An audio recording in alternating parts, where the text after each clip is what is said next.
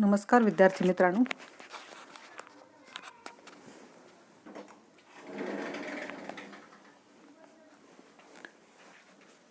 इयत्ता 10वी विषय इतिहास, प्रकरण क्रमांक 9, ऐतिहासिक ठेव्यांचे जतन. आपण पाहतो की आपल्या पूर्वजांच्या काही जुन्या वस्तू असतात आणि त्या जतन करून ठेवल्या जातात. उदाहरणार्थ, पूर्वीच्या काळी चुलीवर स्वयंपाक केला जायचा.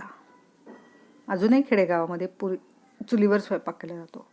पण पूर्वीच्या काळची जी भांडी आहेत, ती भांडी, पूर्वीच्या काळचा स्टोव्ह, ह्या ज्या वस्तू आहेत तर या पुरातन झाल्या, या जुन्या झाल्या आणि त्याचं जतन केलं जातं.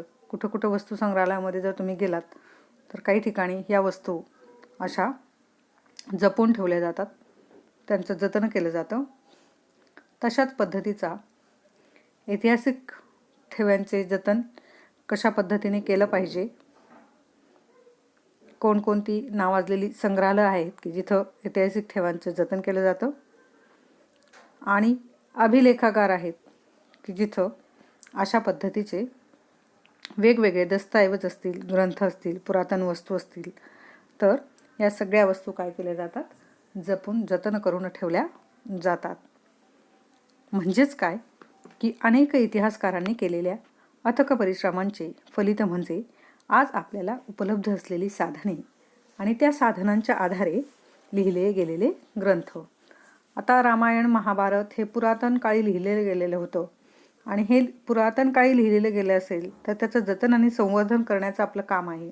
कारण का, तर त्यावेळेसची संस्कृती नेमकी कशी होती, त्यावेळेसचे खाद्यपदार्थ कसे होते, त्यावेळेसचा पेशाव कसा होता, त्यावेळेसचा पेहराव कसा होता, त्यावेळेसची सण उत्सव कशा पद्धतीने साजरे केले जायचे, अशा अनेक गोष्टी त्याच्यामध्ये जतन करून ठेवलेल्या असतात किंवा लिहिलेल्या असतात आणि त्याच आपल्याला पुढील जीवनासाठी काय करतात, मार्गदर्शक ठरतात. आणि म्हणून असे जे ऐतिहासिक ठेवे असतात त्या ठेव्यांचं आपण काय केलं पाहिजे, जतन केलं पाहिजे. आपल्या भावी पिढीला, पुढच्या येणाऱ्या पिढीला त्या गोष्टींचा अनुभव त्या वस्तूंच्या आधारे घेता यायला पाहिजे, म्हणजे प्रत्यक्ष अनुभूती त्यांना झाली पाहिजे. आणि म्हणून अशा या ऐतिहासिक ठेव्यांचे आपण काय केलं पाहिजे, जतन केलं पाहिजे.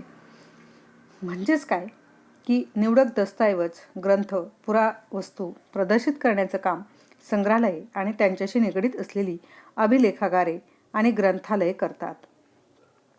आता ग्रंथालय म्हणजे काय की जिथं पुस्तकांचं संग्रहालय असतं ते ग्रंथालय. वेगवेगळे ग्रंथ असतात, रेफरन्स बुक असतात, क्रमिक पाठ्यपुस्तकं असतात, त्याला काय म्हणायचं, जिथं साठवले जातात त्याला काय म्हणायचं, ग्रंथालय. आणि अभिलेखागारक म्हणजे काय की पुरातन वास्तूंचे जतन जिथं केलं जातं त्याला अभिलेखागारे असं म्हटलं जातं. कशाला अभिलेखागारे म्हणायचं, पुरातन वस्तूंचं जिथं जतन केलं जातं, जिथं साठवणूक केली जाते, जिथं संवर्धन केलं जातं, जिथं जपणूक केली जाते, आणि ते ठिकाण म्हणजे अभिलेखागारे होय. लोकांपर्यंत त्यांच्या कामाची शास्त्रशुद्ध माहिती पोचावी आणि म्हणून त्यांच्यातर्फे संशोधन, नियतकालिके, इतर प्रकाशने प्रसिद्ध केली जातात. मग कधीकधी असं होतं की काही लोकांना ऐतिहासिक वस्तूंवर संशोधन करायचं असतं आणि हे संशोधन करत असताना की त्यांच्याकडे असलेल्या माहितीच्या आधारे ते, आणि प्लस त्यांना जे संशोधन करायचं आहे तर ते संशोधन, त्या संशोधनाचा असलेला विषय, या ज्या गोष्टी आहेत तर या गोष्टी ते या दस्तऐवजांच्या आधारे, अभिलेखागारांच्या आधारे त्यांचं संदर्भ ग्रंथ म्हणून त्या सगळ्या गोष्टींचा ते वापर करू शकतात आणि त्याच्यावरून नवीन संशोधनं ते प्रकाशित करू शकतात. मग जे दस्तऐवज किंवा पुरावस्तू इत्यादी प्रकाशित केले जात नाहीत परंतु ऐतिहासिकदृष्ट्या ते महत्त्वाचे असतात, ते संग्रहालय किंवा अभिलेखागारांमध्ये जतन केले जातात. संशोधकांना ते दस्तऐवज आणि पुरावस्तू आवश्यकतेनुसार उपलब्ध करून काय केले जातात, दिले जातात. आणि ज्यांना कोणाला संशोधन करायचं असेल अशा संशोधकांना या ज्या वस्तू आहेत तर या वस्तू काय केल्या जातात, उपलब्ध करून दिल्या जातात संशोधनासाठी.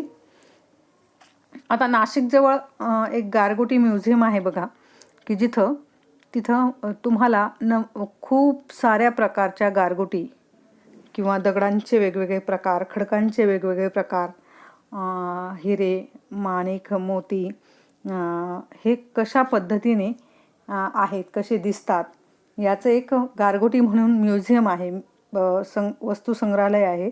तिथं जर तुम्ही भेट दिली तर तिथं गेल्यानंतर तुम्हाला असे अनेक ऐतिहासिक वस्तू तिथं दिसतील.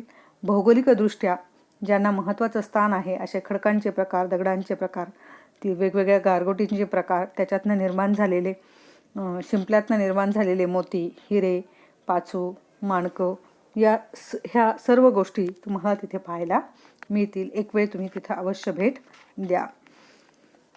आता 9.1 काय आहे की इतिहासाची साधने आणि जतन.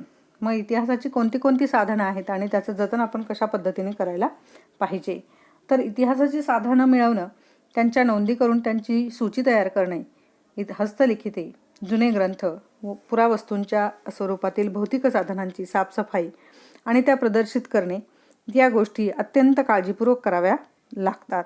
आणि त्या कामासाठी विविध विषयांमधील कृतीसाठी प्रशिक्षणाची आवश्यकता असते. योग्य प्रशिक्षण प्राप्त झाल्यानंतरच या काय करता येतात, कृती आपल्याला करता येतात. म्हणजेच काय तर इतिहासाचं साधनं मिळवणं किंवा त्याच्या नोंदी ठेवणं, सूची तयार करणं, हस्तलिखिते, नमुने, ग्रंथ इत्यादी जी भौतिक साधनं आहेत, या भौतिक साधनांना कधी कधी वाळवी लागते, कधी कधी त्याची पानं जीर्ण झालेली असतात. आणि मग या सर्वांचं या सगळ्या गोष्टी ज्या आहेत तर त्या अत्यंत काळजीपूर्वक हाताळाव्या लागतात. आणि त्या हाताळण्यासाठी म्हणजे तुम्ही आम्ही कोणीही त्या गोष्टींना असं हाताळू शकत नाही. हाताळू शकतो, परंतु त्याला कशा पद्धतीने ठेवलं गेलं पाहिजे, त्यांचं जतन कशा पद्धतीने केलं पाहिजे याचं योग्य ते प्रशिक्षण त्या व्यक्तीने घेतलेलं असायला पाहिजे. आणि योग्य प्रशिक्षण प्राप्त झाल्यानंतरच त्याला ती गोष्ट करता येते किंवा ती गोष्ट तो योग्य पद्धतीने जतन करून ठेवू शकतो. आता मग अशा प्रकारची इतिहासातली कोणकोणती साधने आहेत तर साधारणतः त्याचे मौखिक साधने, लिखित साधने आणि भौतिक साधने असे 3 प्रकार पडतात बघा. मग चला तर आपण मौखिक साधने म्हणजे काय पाहूयात. लोकपरंपरेतील गीते, कहाण्या इत्यादींचे संकलन करणे हे मौखिक साधनामध्ये येतं. संकलित साहित्याचे वर्गीकरण करणं आणि त्याचं विश्लेषण करणे आणि त्याचा अन्वय अर्थ लावणे. संशोधित मौखिक साहित्य प्रकाशित करणे. आता मौखिक साधनं म्हणजे काय की लोकपरंपरेची गीते, की तुम्हाला माहिती आहे की बहिणाबाईंनी खूप सारे ओव्या जात्यावरची गाणी असं म्हटलेलं आहे. आणि या मौखिक साधनांचं संकलन केलं जातं. काही गोष्टी आहेत रामायण महाभारतामधल्या ज्या तोंडाने सांगितलेल्या असतात आणि त्याचं जतन म्हणजे त्याचं रेकॉर्डिंग वगैरे केलेलं असतं आणि हे सगळं आपल्याला जतन करून ठेवायचं असतं. मग तिथं काय केलं जातं मौखिक साधनांमध्ये की जे संकलित साहित्य आहे, संकलन करणे म्हणजे काय, जमा करणे. जमा केलेलं जे साहित्य आहे त्याचं वर्गीकरण केलं जातं, विश्लेषण केलं जातं आणि त्याचा अर्थ लावला जातो. आणि संशोधित मौखिक साहित्य जे आहेत ते काय केलं जातं, प्रकाशित केलं जातं.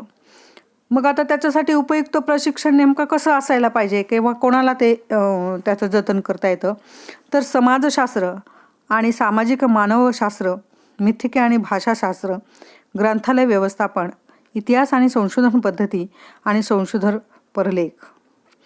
मग याचं जे प्रशिक्षण घेतलं जाईल ते कशासाठी उपयोग ठरेल आपल्याला की समाजशास्त्र समजून घेण्यासाठी, सामाजिक मानसशास्त्र मानवशास्त्र समजून घेण्यासाठी, भाषाशास्त्र समजून घेण्यासाठी, ग्रंथालय आणि व्यवस्थापन समजून घेण्यासाठी, इतिहास आणि इतिहासाच्या असणाऱ्या संशोधन पद्धती समजून घेण्यासाठी हे प्रशिक्षण आपल्याला काय करेल, उपयुक्त ठरेल. नंबर 2 की लिखित साधने. मग लिखित साधने, लिखित याचा अर्थ काय, लिहिलेले.